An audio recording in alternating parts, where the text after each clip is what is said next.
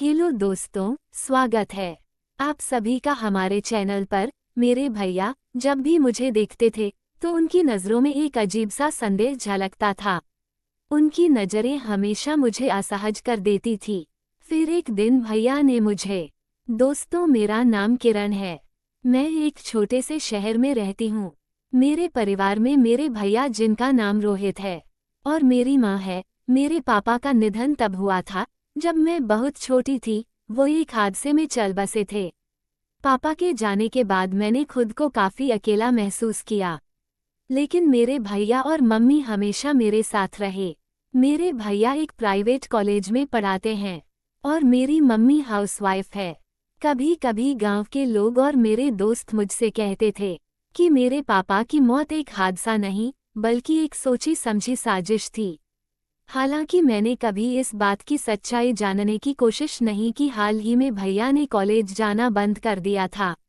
जब मम्मी ने उनसे पूछा कि वो कॉलेज क्यों नहीं जा रहे हैं, तो भैया ने मम्मी को घुमाकर जवाब दिया कि उन्हें कुछ दिनों के लिए प्रमोट किया गया है और अभी कॉलेज जाने की ज़रूरत नहीं है। मम्मी को ज़्यादा समझ नहीं थी, तो उन्होंने भी भैया की बात मान ली। लेकिन मुझे हमेशा ये बात खटकती थी कि भैया किस कॉलेज में पढ़ाते हैं और कौन सा विषय पढ़ाते हैं, क्योंकि मैंने उन्हें कभी घर पर कॉलेज का काम करते नहीं देखा। एक दिन जब भैया घर पर नहीं थे, तो मैंने उनकी अलमारी में उनके कॉलेज से जुड़े दस्तावेज ढूंढने की कोशिश की, लेकिन वहाँ कुछ भी नहीं मिला। इससे मेरे शक और बढ़ गए। एक शाम की बात है, जब मैं किचन में खाना बना रही थी और मम्मी मंदिर गई हुई थी, जो हमारे पड़ोस में ही था, तभी भैया घर लौटे और कुछ बड़बड़ा रहे थे। मैं तुम्हें नहीं छोड़ूंगा, जैसे उसे मारा वैसे तुम्हें भी मार दूंगा। उनके पैरों में कीचड़ भी लगा हुआ था। मैंने बाहर जाकर देखा तो भैया नल पर हाथ पैर धो रहे थे। वो नशे में लग रहे थे, क्योंकि सही से चल भी नहीं पा रहे थे। इससे पहले भैया ने कभी शराब नहीं पी थी, इसलिए मुझे यह अजीब लगा। मैंने चुपचाप देखा, लेकिन अब भैया के रहस्यमय व्यवहार पर मुझे शक होने लगा था।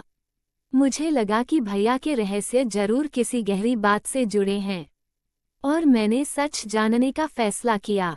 एक दिन मैं बाथरूम में स्नान कर रही थी, तभी मुझे ऐसा लगा कि कोई मुझे देख रहा है। यह महसूस होते ही मैं असहज हो गई और जल्दी जल्दी बाथरूम से बाहर आ गई। बाहर देखा तो कोई नहीं था। मैंने सोचा शायद यह मेरा वहम होगा, इसलिए ज्यादा ध्यान नहीं दिया।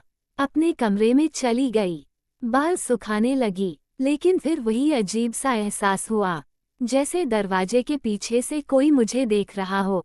मैं डर गई क्योंकि घर में मुझसे भैया और मम्मी के अलावा कोई और नहीं था।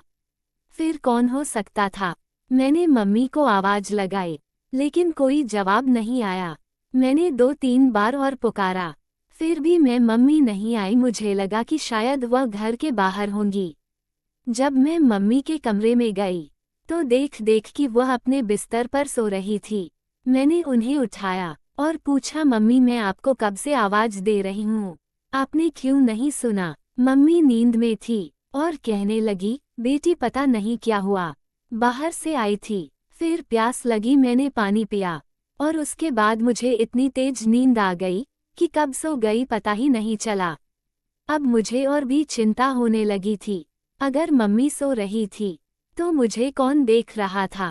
थोड़ी देर बाद भैया आ गए और मम्मी से बोले, मम्मी खाना निकाल दो, मुझे भूख लगी है। भैया की नज़रें मुझे घूर रही थी, जैसे वह मुझसे नाराज हो या कुछ छुपा रहे हो। मुझे डर सा महसूस हुआ और मैंने अपनी नज़रें नीचे कर ली। खाना खाने के बाद भैया बाहर चले गए, लेकिन जाते जाते भी वह बार बार मुड़कर मुझे देख रहे थे। भैया के जाते ही मैंने उनके कमरे में जाकर अलमारी खोलने की कोशिश की, तभी मुझे भैया की आवाज़ सुनाई दी। वो कमरे की ओर आ रहे थे। मैं बहुत डरी हुई थी और जल्दी से दरवाजे के पीछे छिप गई। थोड़ी देर बाद भैया कमरे में आए। उन्होंने देखा कि अलमारी खुली हुई है। वे इधर उधर देखने लगे, जैसे उन्हें किसी के कमरे में होने का शक हो, लेकिन उन्हें कुछ नजर नहीं आया। फिर वे अलमारी के पास गए और कुछ ढूंढने लगे। शायद उन्हें शक हो गया था कि कोई उनके कमरे में आया है। थोड़ी देर बाद उन्होंने अलमारी से एक धारदार चाकू और कुछ बेहोशी और नींद की गोलियां निकाली और जल्दी से अपनी जेब में रखकर कमरे से बाहर चले गए। भैया के जाने के बाद मैं चुपके से उनके कमरे से बाहर निकल आई और जो देखा था वह सोच सोचकर परेशान होने लगी। मेरे मन में कई सवाल उठने लगे। आखिर भैया के पास ये सब चीजें क्यों थी? क्या वे मुझसे कुछ बड़ा छिपा रहे हैं? मैंने यह बात मम्मी से ना बताने का फैसला किया और खुद ही इसका पता लगाने की ठानी। अगले दिन जब मैं बाथरूम में नहा रही थी तो मुझे लगा कि कोई मुझे देख रहा है। जैसे ही मैं बाहर निकली वह गायब हो गया। फिर जब मैं अपने कमरे में बाल सुखा रही थी मुझे फिर वही एहसास हुआ कि कोई मुझे चुपके से देख रहा है। अब मुझे शक होने लगा कि कहीं भैया ही तो मुझे नहीं देख रहे और भैया ने अपने कमरे में किसी को भी जाने से मना क्यों कर रखा था। आखिर ऐसा क्या था उनके कमरे में और उनकी अलमारी में? फिर एक दिन मैंने मौका देखकर भैया के कमरे में जाने का फैसला किया। जब मैं अंदर गई और अलमारी खोली तो जो देखा उससे मेरी आंखें फटी की फटी रह गई। भैया की अलमारी में एक लाल साड़ी, एक धारदार चाकू, सिंदूर की डिब्बी, कुछ चूड़ियां और पंडित जी के कपड़े रखे थे। वहां पर भैया के कॉलेज के कोई भी दस्तावेज नहीं थे, न ही कोई किताब। ये सब देखकर मैं हैरान रह गई, लेकिन मैंने ये सब मम्मी को ना बताने का फैसला किया। एक दिन शाम का वक्त था। मम्मी बगल वाले घर में गई हुई थी और मैं मंदिर गई हुई थी। मैंने अपनी चप्पलें मंदिर के बाहर उतारी और पूजा की सामग्री लेकर मंदिर के अंदर चली गई। जब मैं पूजा करके लौट रही थी तभी अचानक किसी ने मेरे मुंह पर कपड़ा डाल दिया और मैं बेहोश हो गई। जब मेरी आंख खुली तो मैंने देखा कि मम्मी मेरे सामने बैठी थी और मेरे कपड़े गंदे हो चुके थे, उन पर मिट्टी लगी थी। मुझे नीचे बहुत दर्द हो रहा था और मैं ठीक से ना बैठ पा रही थी, नहीं चल पा रही थी। मैं खुद को देखकर चीख चीख कर रो रही थी, लेकिन समझ नहीं पा रही थी कि मेरे साथ क्या हुआ है। मंदिर से थोड़ा दूर चलने के बाद किसी ने मुझे पीछे से जोर से पकड़ा और मेरे मुंह पर रुमाल रख दिया। इसके बाद मुझे कुछ भी याद नहीं है कि मेरे साथ क्या हुआ। मेरे मन और दिमाग में एक बड़ा संघर्ष चल रहा था कि यह सब किसने किया होगा। मैं जैसे सदमे में चली गई थी। मैंने सबसे बात करना बंद कर दिया और बस अपने ही ख्यालों में खोई रहती। बार बार वह पल मेरी आंखों के सामने आ रहा था जब किसी ने मुझे पीछे से पकड़ा था और उसके बाद का सब कुछ अंधकार में था। मैं जिंदा तो थी, लेकिन जैसे मेरी आत्मा ही मर चुकी थी। मेरा दिल हर वक्त उसी क्षण को याद कर रहा था जब किसी ने मुझे पकड़ा था। एक बात जो मुझे याद आई, उससे थोड़ा सुकून मिला। जिसने मुझे पकड़ा था उसके हाथ पर पीले कपड़े और लावा बंधा हुआ था और उसने हवाई चप्पल पहन रखी थी। मैं सोचने लगी कि वह कौन हो सकता है। मेरे दिल पर लगे घाव मिटने का नाम ही नहीं ले रहे थे। अब तो मुझे अपने शरीर से भी घृणा आने लगी थी। जब से यह घटना हुई तब से मेरे भैया भी घर से गायब थे। मेरे मुंह से कोई आवाज नहीं निकल रही थी, लेकिन मेरे दिल और दिमाग में सवालों का बवंडर मचा हुआ था। मैं किसी भी तरह से यह पता लगाना चाहती थी कि आखिर मेरे साथ क्या हुआ था। मेरे चेहरे पर जो नाखूनों के निशान थे वे मेरी आत्मा पर लगे दागों से कम थे, जो मुझे अंदर से खत्म कर रहे थे। मेरी मम्मी मुझसे बार बार कह रही थी, बेटी कुछ खा लो, लेकिन मेरे दिमाग में बस वही सवाल गूंज रहा था, वो पीले कपड़े वाला आदमी कौन था। एक दिन मैंने मम्मी से पूछा, मम्मी भैया और मेरा क्या रिश्ता है? मम्मी ने जवाब दिया, भैया तुम्हारे भाई हैं। फिर मैंने पूछा, भैया कहाँ है? जब से ये सब हुआ है तब से वह क्यों गायब है? मम्मी ने कहा, वह तो दूसरे शहर गया है। उसने कहा था कि उसे कॉलेज से निकाल दिया गया है और अब वह नौकरी ढूंढने बाहर जा रहा है। जब तुम्हारे साथ यह घटना हुई उसी दिन वो गया था। अब मेरे सामने सब कुछ धीरे धीरे साफ हो रहा था। मैं तुरंत अपने बिस्तर से उठी और दौड़ते हुए भैया के कमरे में गई। उनकी अलमारी खोली तो देखा कि अलमारी पूरी खाली थी। मैंने मम्मी से फिर पूछा, मम्मी सच बताओ भैया कौन है? मम्मी ने थोड़ा रुक कर कहा, बेटा जब तुम्हारे पापा की मौत हुई थी उससे 1 महीने पहले ही रोहित हमारे घर आया था। तुम्हारे पापा उसे बाहर से लाए थे। पापा कहते थे कि यह बहुत अच्छा लड़का है। उन्होंने आगे बताया, तुम्हारे पापा एक रात बरसात में सुनसान पहाड़ी पर फंसे थे। गाड़ी पंचर हो गई थी और आसपास कोई मदद नहीं थी। उन्हें एक टूटी फूटी झोपड़ी दिखी जहां वह रात बिताने के लिए चले गए। वहां एक लड़का था जो अकेला रह रहा था। तुम्हारे पापा ने उससे पूछा कि वह अकेला क्यों रह रहा है, तो लड़के ने बताया कि उसके मम्मी पापा का कोई अता पाता नहीं है और उसे एक आदमी ने पाला था जिसकी हाल ही में हत्या हो गई थी। ये सुनकर पापा को उस लड़के पर दया आ गई और उन्होंने उसे अपने साथ घर लाने का फैसला किया। उस दिन से वह लड़का रोहित हमारे साथ रहने लगा। पापा हमेशा कहते थे कि जितना प्यार वह अपनी बेटी को देंगे उतना ही उस लड़के रोहित को भी देंगे। उन्होंने कभी भी रोहित को किसी चीज की कमी नहीं होने दी। एक बार की बात है, पापा और रोहित कार से कहीं जा रहे थे। तभी उनकी कार का एक्सीडेंट हो गया जिसमें पापा की मौत हो गई, लेकिन रोहित बच गया। उसे सिर्फ सिर में हल्की चोट आई थी। उस दिन के बाद से रोहित और मैं हमेशा घर में ही रहते थे और कभी एक दूसरे से अलग नहीं हुए। मैंने हमेशा रोहित को अपने भाई की तरह माना और उसे वही प्यार दिया जो पापा ने दिया था। लेकिन धीरे धीरे मुझे पापा की मौत पर शक होने लगा। एक दिन मेरी डॉक्टर दोस्त ने मुझसे कहा था कि पापा की मौत कोई हादसा नहीं बल्कि एक साजिश थी। मैंने उसी से पूरी बात जाननी चाहिए। जब मैंने उससे फ़ोन पर बात की तो उसने मुझे बताया कि जब पापा का एक्सीडेंट हुआ था और उनकी बॉडी पोस्टमार्टम के लिए लाई गई थी, तब वो उसी हॉस्पिटल में काम कर रही थी। पोस्टमार्टम से यह पता चला था कि पापा की मौत एक्सीडेंट से हुई ही नहीं थी, बल्कि उनकी मौत एक्सीडेंट के 15 मिनट पहले ही हो चुकी थी। पोस्टमार्टम के दौरान ये भी पता चला कि उनके सिर के पीछे स्टील की नुकीली पिन लगी हुई थी जिस पर एक जहरीला लिक्विड लगा था। वह लिक्विड इतना खतरनाक था कि किसी भी इंसान या जानवर को कुछ ही सेकंड में मार सकता था। डॉक्टर्स को इस मामले को छिपाने के लिए लाखों रुपए दिए गए थे ताकि पापा की मौत को एक्सीडेंट बताया जा सके। मेरी दोस्त ने ये भी कहा कि उस समय अस्पताल में एक आदमी पुजारी के कपड़ों में देखा गया था, लेकिन उसे यह नहीं पता था कि वह कौन था। ये सुनकर मेरे होश उड़ गए। अब मुझे पूरा शक भाई पर हो रहा था, लेकिन उस वक्त वह छोटे थे। हो सकता है कि किसी रिश्तेदार ने ये सब किया हो। मुझे अब सच्चाई का पता लगाना था।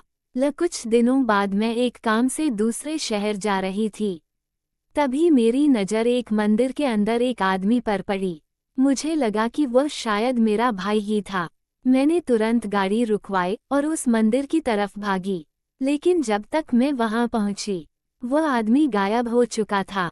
मुझे यकीन हो गया था कि वह मेरा भाई ही था जिसने मुझे देख लिया और मौका मिलते ही वहां से चला गया। मुझे अब पूरा यकीन हो चुका था कि यह सब मेरे भाई का ही काम है। अब मुझे बस भाई को ढूंढना था। मैंने चोरी छुपे उस मंदिर पर नज़र रखनी शुरू कर दी।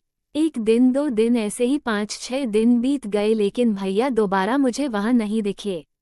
मैंने मंदिर पर नज़र रखना छोड़ दिया और वापस घर की तरफ लौट रही थी।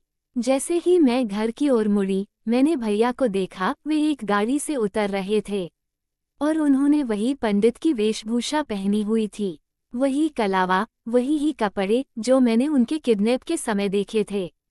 जैसे ही भैया मंदिर की ओर बढ़े, मैं उनके सामने आ गई। मुझे देखते ही भैया चौंक गए। मैंने बिना देरी किए उनसे सवाल करने शुरू कर दिए। भैया, आपने मेरे पापा को क्यों मारा? आपने ऐसा क्यों किया? मेरे सवाल सुनते ही भैया ने मेरा मुंह बंद कर दिया और मुझे किनारे ले जाकर अपने साथियों को बुलाया। सभी पंडित के भेष में थे और सबके हाथ में कलावा बंधा था। उन सभी ने मुझे पकड़ लिया और एक कमरे में बंद कर दिया। मेरे मुंह पर टेप चिपका दिया गया। करीब 3 घंटे तक मैं चिल्लाती रही, पर कोई नहीं आया। थोड़ी देर बाद दरवाजा खुला और भैया अंदर आए। मैं फिर से चिल्लाने लगी, लेकिन भैया ने कहा, किरण चुप हो जा, नहीं तो मैं तेरा टेप नहीं हटाओ। थोड़ी देर शांत होने के बाद भैया ने टेप हटाया और मैं फूट फूट कर रोने लगी। भैया आपने ऐसा क्यों किया? पापा ने आपका क्या बिगाड़ा था? आपने मेरी जिंदगी बर्बाद कर दी। भैया ने मुझे गले लगाते हुए कहा, किरण चुप हो जा, मुझे पता है जो मैं कहूँगा तू नहीं समझेगी, लेकिन तुझे सुनना पड़ेगा। तुझे लगता है कि पापा की मौत मेरी वजह से हुई, पर ऐसा नहीं है। पापा सिर्फ तेरे पापा नहीं थे, वो मेरे भगवान थे। उन्होंने मुझे कचरे से उठाकर अपने घर में जगह दी, तुझ जैसी बहन दी और मुझे माँ का प्यार भी दिया। मैं भला उनके साथ ऐसा क्यों करूँगा? भैया ने आगे कहा, एक बार जब मैं और पापा शहर जा रहे थे, पापा के फोन पर एक कॉल आई। किसी ने कहा, सेठ जी RS लाख तैयार हैं, जल्दी से उस खाली मकान में आ जाओ। पापा ने गाड़ी स्टार्ट की और उस मकान के पास पहुंच गए। पापा ने मुझसे कहा, बेटा तुम यहीं रुको, मैं अभी आता हूँ। मैंने हामी भर दी और इंतजार करने लगा। कुछ समय बाद पापा दौड़ते हुए आए, उनके सिर से खून बह रहा था। मैं घबराकर गाड़ी से उतरा और उनसे पूछा, पापा क्या हुआ? पापा बोले, बेटा मैं नहीं बचूंगा, तुम यहाँ से भाग जाओ, नहीं तो वे तुम्हें भी मार देंगे। मैं डर गया था, मेरे हाथ पैर कांप रहे थे। फिर मैंने हिम्मत जुटाई और पापा को गाड़ी में बिठाकर चल पड़ा।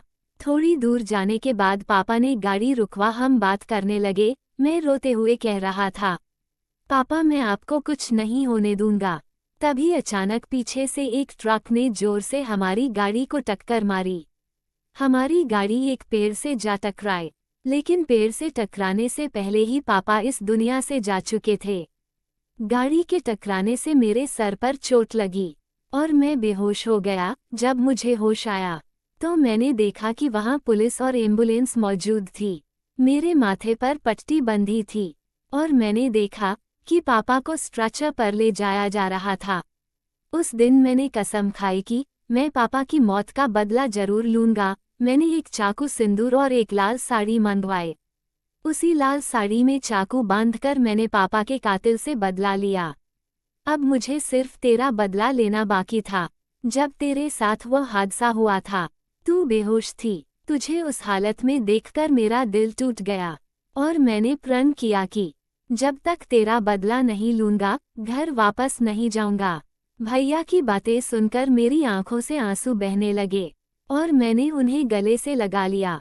मैं रो रही थी और भैया मुझे दिलासा दे रहे थे, पगली मैं तेरा भाई हूँ। जिसने भी तुझसे गलत किया है, मैं उससे एक एक चीज का हिसाब लूंगा। भैया ने मुझे गले से लगाया और हम दोनों बाहर आ गए। मुझे अब सुकून था कि भैया मुझसे बहुत प्यार करते हैं।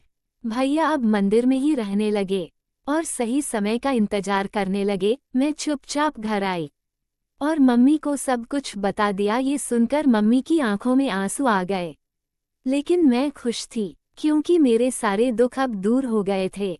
भैया निर्दोष थे। अगले दिन जब मैं बाथरूम में स्नान कर रही थी तो मुझे एक परछाई दिखाई दी, जैसे कोई मुझे देख रहा हो।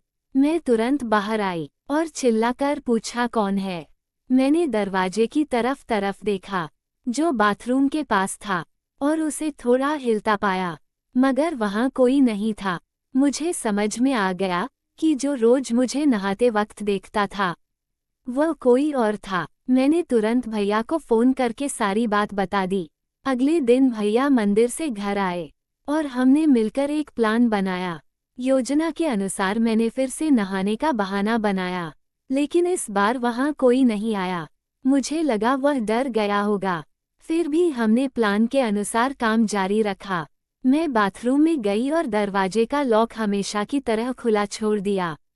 इस बार भैया बाहर नजर रखे हुए थे। जैसे ही मैंने नहाना शुरू किया, मुझे वही परछाई फिर से दिखी और मैं जोर से चिल्लाई। तभी भैया ने उसे पीछे से पकड़ लिया और उसे बुरी तरह से पीटकर पुलिस के हवाले कर दिया। पुलिस ने उसे गिरफ्तार कर लिया और हमें चैन मिला, लेकिन जिसने मुझे किडनैप किया था उसकी पहचान अभी तक सामने नहीं आई थी। जो मुझे देखता था वो किडनैपर नहीं था, भैया अब ज्यादा समय मंदिर में बिताने लगे थे और कभी कभी मैं भी उनके साथ मंदिर जाने लगी। एक शाम जब हम दोनों मंदिर गए, मैंने वहां एक आदमी को देखा जो पंडित के वेश में था, लेकिन मुझे पूरा यकीन था कि वह असली पुजारी नहीं था।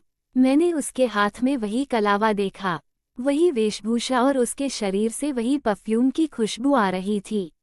जब वह बाहर निकला तो उसने वही हवाई चप्पल पहन रखी थी।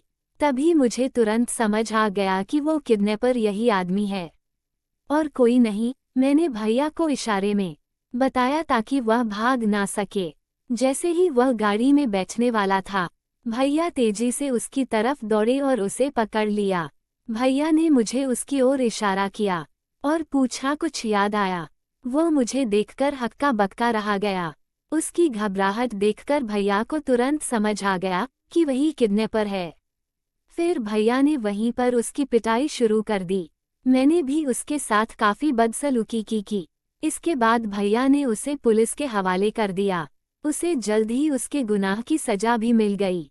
दोस्तों, आपको ये कहानी कैसी लगी कमेंट में जरूर बताएं, और अगर कहानी पसंद आई हो तो वीडियो को लाइक करें और चैनल को सब्सक्राइब करके बेल आइकन को ऑन पर सेट कर लें। नमस्कार, फिर मिलेंगे कल नई कहानी के साथ।